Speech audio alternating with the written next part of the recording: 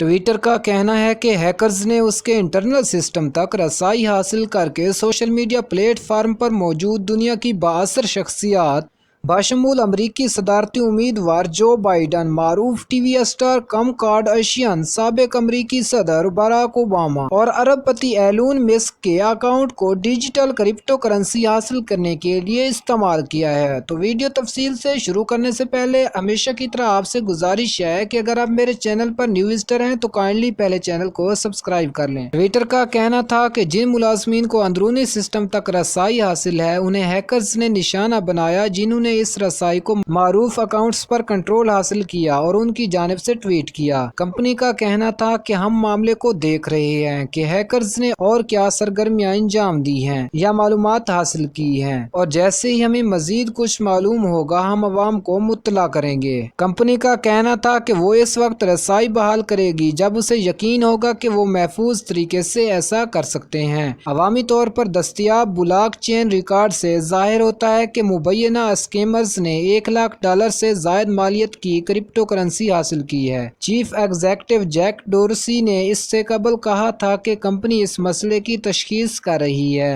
اور جو ہوا ہے اس بارے میں مکمل طور پر سمجھنے کے بعد سب کچھ شیئر کریں گے۔ انہوں نے ٹویٹر پر پیغام جاری کرتے ہوئے کہا کہ ٹویٹر پر ہمارے لیے مشکل ترین دن ہے، اس واقعے پر ہم سب سے شرمندہ ہیں۔ تجارت کے دوران سوشل میڈیا کمپنی کے حصص مارکیٹ میں 5% گر گئے۔ ابتدائی سیکیورٹی خلاف ورزی کے چند گھنٹوں میں پلیٹ فارم کے سب سے بڑے صارفین اپنے اکاؤنٹس پر دوبارہ کنٹرول قائم کرنے کے لیے جدوجہد کرتے دکھائی دیے۔ مثال کے طور پر ارب پتی ٹیسلا کے چیف ایگزیکٹو ایلون مسک کے معاملے میں ٹویٹ کو ہٹا دیا گیا اور کچھ دیر بعد دوسری ٹویٹ کر دی گئی اور پھر تیسری ٹویٹ بھی کر دی گئی۔ متاثرہ دیگر ہائی پروفائل اکاؤنٹس میں ریپر کانیے ویسٹ، ایمیزون کے بانی جیف بیزوس، سرمایہ کار وارن بوفے، مائیکروسافٹ کے شریک بانی بل گیٹس اور اوبر اور ایپل کے کارپوریٹ اکاؤنٹس شامل ہیں۔ اس کے علاوہ کرپٹو کرنسی پر مبنی اداروں کے بھی متعدد اکاؤنٹس کو ہائی جیک کیا گیا تھا۔ مجموعی طور پر متاثرہ اکاؤنٹس کے کروڑوں فالوورز تھے۔ متعدد ماہرین کا کہنا ہے کہ اس واقعے نے ٹویٹر کی سائبر سیکیورٹی پر سوالات اٹھا دیے ہیں۔ سی ای او اوریان فالکوٹس کا کہنا تھا کہ یہ واضح ہے کہ کمپنی اپنی حفاظت کے لیے کافی کام نہیں کر رہی۔ تو محترم ناظرین، اگر آپ کو ویڈیو پسند آئی ہو ویڈیو کو کریں لائک، شیئر، کمنٹس میں کریں اپنی رائے کا اظہار۔ اللہ حافظ۔